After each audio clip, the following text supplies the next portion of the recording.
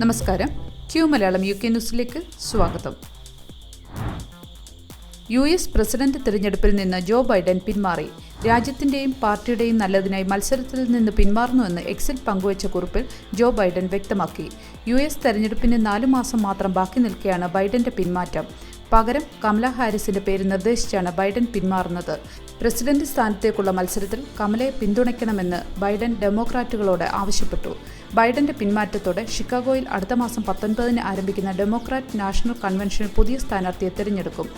Joe Biden നിർദ്ദേശിച്ച കമല ഹാരിസ് തന്നെ democratic പാർട്ടിയുടെ സ്ഥാനാർത്ഥിയാകുമെന്നാണ് കരുതുന്നത്. ഇതോടെ US പ്രസിഡന്റ് സ്ഥാനത്തേക്ക് ആദ്യമായി ഒരു ഇന്ത്യൻ വംശജ മത്സരിക്കുമെന്ന് കരുതുന്നു. ഇന്ത്യൻ അഭയാർത്ഥി കുടുംബത്തെ പുറത്താക്കാൻ ഹോം ഓഫീസ്.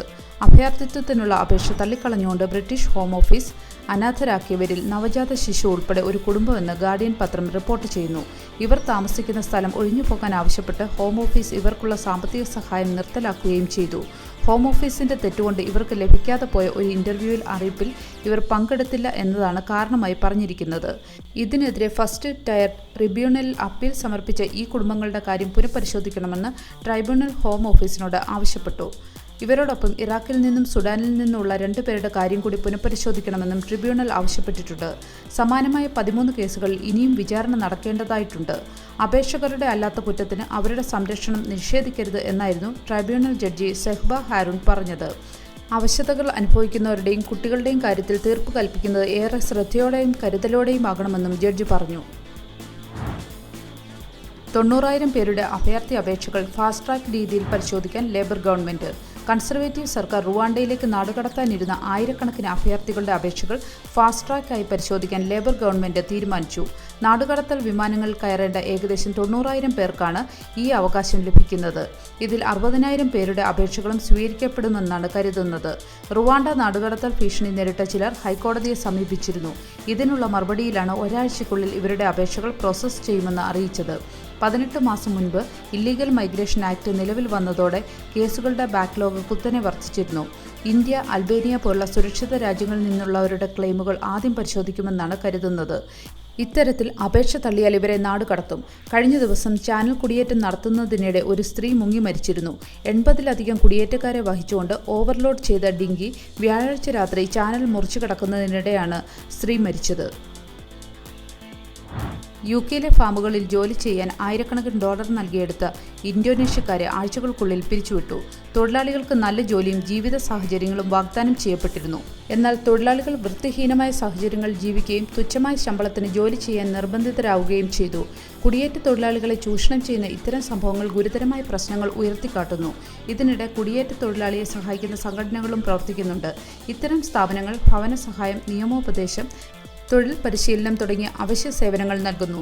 UK-യിലേക്ക് എത്തിക്കുമെന്ന് അവകാശപ്പെട്ട ഒരു ഇന്ത്യൻ നേഷൻ ഓർഗനൈസേഷൻ 1,100 പൗണ്ട് വരെ നിയമവിരുദ്ധമായി ഫീസ് ഈടാക്കിയതായി നിരവധി സംഭവങ്ങളുമുണ്ട്. ഇതെല്ലാം തന്നെ തൊഴിൽ ചൂഷണ നിരീക്ഷണ വിഭാഗം അന്വേഷിക്കുന്നു. പുതിയ എമിഗ്രേഷൻ മന്ത്രി സീമ മൽഹോത്ര ചൂഷണ സമ്പ്രദായങ്ങൾ തടയുന്നതിന് തൊഴിൽ വിസ സമ്പ്രദായത്തിലെ ചൂഷണം പരിശോധിക്കുമെന്ന് ഗാർഡിയനോട് പറഞ്ഞു. 2022-ൽ ഇന്തോനേഷ്യക്കാർ ലൈസൻസ് ഇല്ലാത്ത വിദേശ ബ്രോക്കർമാർക്ക് 5,000 പൗണ്ട് വരെ നൽകിയാണ് ബ്രിട്ടനിലേക്ക് വന്നതെന്ന് ഗാർഡിയൻ റിപ്പോർട്ട് ചെയ്തു. പൊതുമേഖലാ ജീവനക്കാരുടെ ശമ്പളം വർദ്ധിപ്പിക്കാൻ 10 ബില്യൺ പൗണ്ടിന്റെ നികുതി വർധനവുമായി സർക്കാർ. നഴ്സുമാർ മുതൽ അധ്യാപകർ, മറ്റ് ജീവനക്കാർ എന്നിങ്ങനെ ലക്ഷക്കണക്കിന് വരുന്ന സർക്കാർ ജീവനക്കാർക്ക് പണപ്പെരുപ്പത്തിന് മുകളിലുള്ള ശമ്പള വർധന നടപ്പിലാക്കാനായി 10 ബില്യൺ പൗണ്ടിന്റെ പുതിയ നികുതി വർധനവുകൾക്ക് സാധ്യതയെന്ന് സാമ്പത്തിക വിദഗ്ധരുടെ മുന്നറിയിപ്പ്. മന്ത്രിമാർ കൂടുതൽ പണം അനുവദിച്ചില്ലെങ്കിൽ പണിമുടക്ക് വരുമെന്ന് നാഷണൽ എഡ്യൂക്കേഷൻ യൂണിയൻ പറഞ്ഞു. സ്കൂളുകൾക്കും NHSനും മാത്രം 3.5 ബില്യൺ പൗണ്ട് ചെലവാണ് ഇതിനായി ഗവൺമെന്റ് കണ്ടെത്തേണ്ടിയിരിക്കുന്നത്.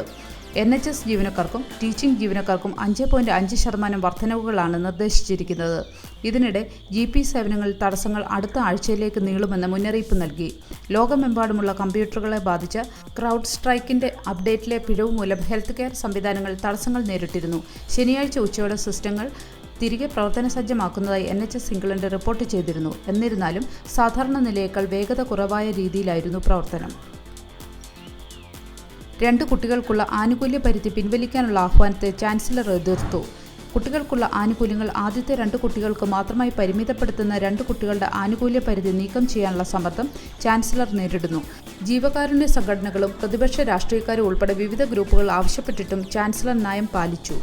ഈ വിഷയത്തിൽ പുതിയ സർക്കാരിനെ സമ്മർദ്ദത്തിലാക്കാൻ തിങ്കളാഴ്ച പാർലമെന്റ് രാജാവിന്റെ പ്രസംഗത്തെക്കുറിച്ചുള്ള ഒരു സംവാദം ഉപയോഗിക്കാൻ പാർട്ടിയുടെ ചില അംഗങ്ങൾ ശ്രമിക്കുന്നു. ഇത് നീക്കം ചെയ്യുന്നതിലൂടെ സർക്കാരിന് പ്രതിവർഷം 3.4 ബില്യൺ പൗണ്ട് ചെലവാകുമെന്ന് institute for fiscal studies think tank കണക്കാക്കുന്നു. ഇത് മൊത്തം ബജറ്റിന്റെ ഏകദേശം 3%.